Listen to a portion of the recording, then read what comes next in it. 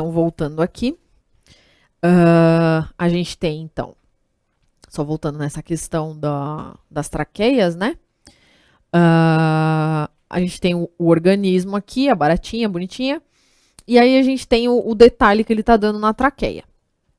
O que é a traqueia? Todo esse aparato respiratório em que a gente vai ter. Aqui a gente tem, ó, as células epiteliais, que ele está mostrando aqui. E aí, no meio dessas células epiteliais, a gente tem esse buraco, né? Esse orifício aqui, que é chamado de espiráculo. No espiráculo vai entrar o ar, então vai entrar o oxigênio e vai sair o CO2, tá? O que acontece? A traqueia, que é esse tubo traqueal aqui, ó, que vai desembocar nas traquéulas aqui, essas partes menorzinhas, deixa eu apagar, senão vocês não vão conseguir enxergar nada. Então, o ar vai entrar pelo espiráculo, passar pelo tubo traqueal e chegar na traqueula. E essas traquéulas desembocam direto no músculo desses animais. Então, o oxigênio ele vai direto do meio externo para o músculo dos animais. Ele não passa por nenhum tipo de sistema circulatório no meio, tá? Como é nosso caso, por exemplo, né? Então, vai direto, tá? E por que isso é interessante? Porque, assim, lembra que eu mencionei lá atrás que o sistema circulatório desses animais é aberto, né? Então, se o sistema circulatório desses animais é aberto, é uma forma lenta do sangue circular. Vocês concordam? No caso de vasos fechados, o sangue circula mais rápido dentro daqueles vasos. Agora, no caso de sistema circulatório aberto, o sangue, a hemolinfa, vai banhar os órgãos, depois vai ser retirada. É um sistema bem mais lento do que o sistema circulatório fechado. Mas, mesmo com isso, esses animais conseguem ter uma velocidade grande de movimentação, de locomoção, tá? Por que eles conseguem? Por causa do sistema respiratório deles em forma de traqueia. Porque aí o oxigênio vai direto para o músculo e permite com que os animais utilizem o músculo de forma mais efetiva, mais rápida, tá? Então, nesse caso aí, a presença das traqueias é um fator importante para o aumento de velocidade desses animais, tá certo? Agora, tem um outro tipo de sistema de respiração aí que é utilizado pelos artrópodes, que são as filotraqueias, tá? Alguns aracnídeos possuem esse tipo de sistema respiratório, né? Que vai fazer um caminho intermediário aí. Então, ele pega as filotraqueias, elas pegam o ar, passa ali pelo poro, e esse ar vai cair na circulação. E aí, só depois que caiu na circulação, vai ser transportado para os tecidos. Então, é um pouquinho mais lento do que no caso ali da traqueia, que vai direto para o músculo, tá? Então, aqui a gente está vendo o exemplo de um ácaro, né, que é um aracnídeo. Então, ele tem ali o estigma ou poro respiratório, tá, que está sendo mostrado aqui, que é por onde vai entrar o ar, né, e aí entrou o ar aqui, ó, ele vai ser transportado pela filotraqueia, que é esse caninho aí, né, essa coisinha mais fininha, e aí essa filotraqueia está em contato com o capilar sanguíneo dele. Então, ele faz essa troca gasosa no sangue desse animal, tá? Então, no caso, qual que é a diferença entre traqueia e filotraqueia? A traqueia, você tem o transporte direto troca de gases, né? O transporte do oxigênio direto do meio externo, que passa pelo espiráculo e vai pela traqueia até o músculo. Direto, sem passar pelo sistema circulatório. No caso da filotraqueia, você tem uma comunicação entre essa filotraqueia e o sistema circulatório, tá certo? Essa é a diferença básica entre os dois tipos, tá? Tranquilo, então. Aí, quanto à excreção dos artrópodes, né? Então, tem vários tipos de células que são responsáveis pela excreção nos artrópodes. A gente tem as glândulas verdes, que estão presentes ali, geralmente em crustáceos, túbulos de Malpighi. A gente tem as glândulas coxais. Tá, o importante é você saberem esses nomes. Então, identificou esses nomes, é artrópode, tá? Glândulas verdes, túbulos de Malpighi e glândulas coxais. Aí a gente tem o sistema nervoso desses animais. Mesma coisa, então, parecido, né, com o que eu falei anteriormente, eles têm um gânglio cerebral, né, está presente ali mais anteriormente, e um cordão nervoso longitudinal ventral duplo. Então, está presente na região ventral, mas do ventre, ali da parte de baixo do organismo, duplo. Então, é o cordão duplo, tá? Estruturas sensoriais. Aí já começa a ter um aumento de complexidade, né? Então, a gente tem estruturas sensoriais, que são os sensitivos, os olhos, tá? Então, se você pegar uma mosca, por exemplo, tem aqueles olhos compostos, bem grandes, né?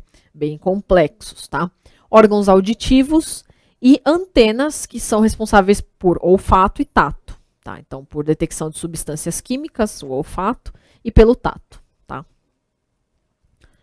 E aí, falando um pouquinho de cada classe, né? De crustáceo, inseto, aracnídeo, tá? Falando alguns detalhes de cada uma dessas classes. Então, a gente tem que a maioria dos crustáceos são dioicas, então possuem sexos separados, tá? Possuem fecundação interna, né? Então, acontece dentro do corpo materno. E o desenvolvimento indireto com larvas nadantes, livre nadantes, né? São larvas que saem se locomovendo aí pelo ambiente aquático, tá? A maioria dos aracnídeos também são dioicas e possuem fecundação interna. Aí o desenvolvimento dos aracnídeos pode ser ou direto ou indireto, então pode ter tanto desenvolvimento sem presença de larva quanto com presença de larva. E as fêmeas de alguns ácaros fazem um processo chamado de partenogênese. O que é a partenogênese? É o ácaro, a fêmea do ácaro, botar um ovo, que não necessariamente precisa ser fecundado, e a partir desse ovo se desenvolve um organismo adulto inteiro. Então, geralmente, para se desenvolver um organismo, a gente tem que ter a fecundação, o zigoto, aquela história toda que eu já falei, né? Mas no caso da partenogênese, não precisa ter junção de dois gametas. Então, você tem somente o gameta feminino, e aí ele se desenvolve sozinho em um organismo inteiro, tá? Esse é o processo chamado de partenogênese, tá? Então, só são necessárias as fêmeas nesse caso, certo? E os insetos, né? A gente tem que a maioria deles é dioica também, então possuem sexos separados e fazem fecundação interna. E quanto ao desenvolvimento, né, dos insetos, aí a gente tem bastante diferenciação. Então, o desenvolvimento pós-embrionário dos insetos, ele pode ser de 3 tipos, né? Então, primeiramente, o que é o desenvolvimento pós-embrionário, né? É o desenvolvimento que acontece posteriormente à eclosão dos ovos. Então, você tinha o ovinho lá, com o bichinho lá dentro do ovo, eclodiu o ovo, aí como que vai ser o desenvolvimento depois dessa eclosão? É o desenvolvimento pós-embrionário. E ele pode ser classificado em 3 tipos, tá? Então, primeiramente, a gente tem o tipo ametábulo. Aí, como exemplo, está sendo dado aí na letra A, o exemplo da traça, né? Traça de livro. É um exemplo em que o animal não sofre metamorfose, tá? Então, o ovo dá origem a um organismo já bem parecido com um adulto, né? Então, tá sendo mostrado ali os organismos jovens, né? Então, ele é bem parecidinho com o adulto. Se vocês forem ver, é como se fosse uma miniatura mesmo do adulto, né? Ele só vai aumentando de tamanho, tá certo? Então, é um desenvolvimento direto aí no caso, né? Não tem a presença de larva nem nada. Então, a gente fala que é ametábulo, porque não tem metamorfose, tá? No segundo tipo ali, né? A gente tem na letra B, né? Depois que eclodiu o ovo, a gente tem a presença de ninfas, que são indivíduos que eles são um pouco parecidos com os adultos, mas ainda não estão em completo desenvolvimento que nem os adultos. Se a gente pegar o exemplo anterior, da letra A, os jovens são exatamente iguais aos adultos, eles só são menores, eles só vão aumentando de tamanho. No caso das ninfas, elas têm ainda asas pequenas, elas não estão completamente desenvolvidas igual ao adulto e depois só vão aumentando de tamanho, tá? Elas têm ainda que desenvolver algumas partes delas. Então, a gente fala que é uma metamorfose incompleta, né? Ela tem que se metamorfosear, tem que se modificar para virar um adulto, mas é uma metamorfose incompleta, tá? Então, a gente, que é o exemplo que está sendo dado aí da barata, a gente chama esse organismo de hemimetábulo. Hemi é de metade, Então, metábolo de metamorfose, então é tipo uma metamorfose pela metade, tá? E o terceiro exemplo, que é a letra C, né? A gente tem os organismos holometábolos, que são aqueles que fazem uma metamorfose completa, como, por exemplo, a mosca, a borboleta, né? Então, a gente tem, primeiramente, o ovo, ele eclodiu, ele dá origem a uma larva. Então, no caso da borboleta, lá a gente tem a lagarta, aquela larva bonitinha.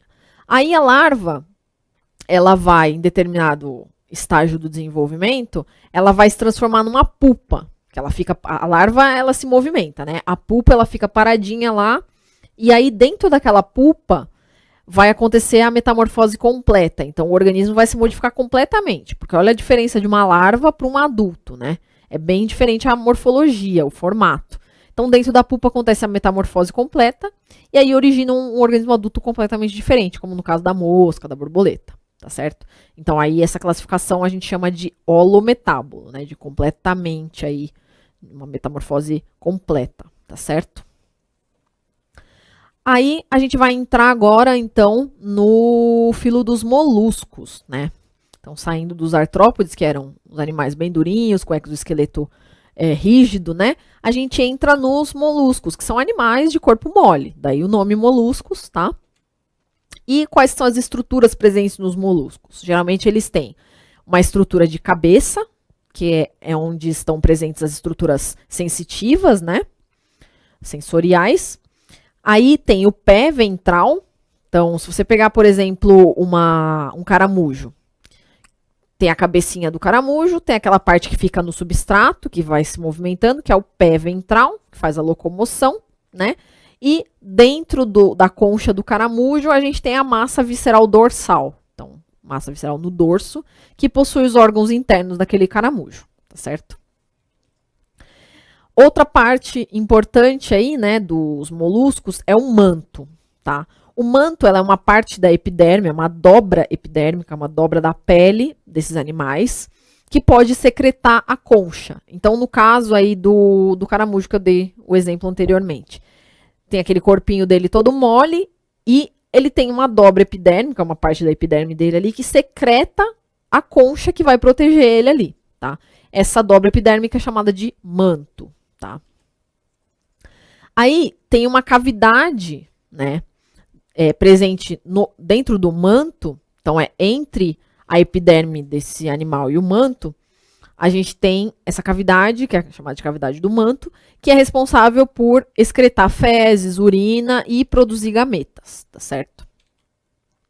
E aí, um conceito bem interessante é o conceito da formação das pérolas, né?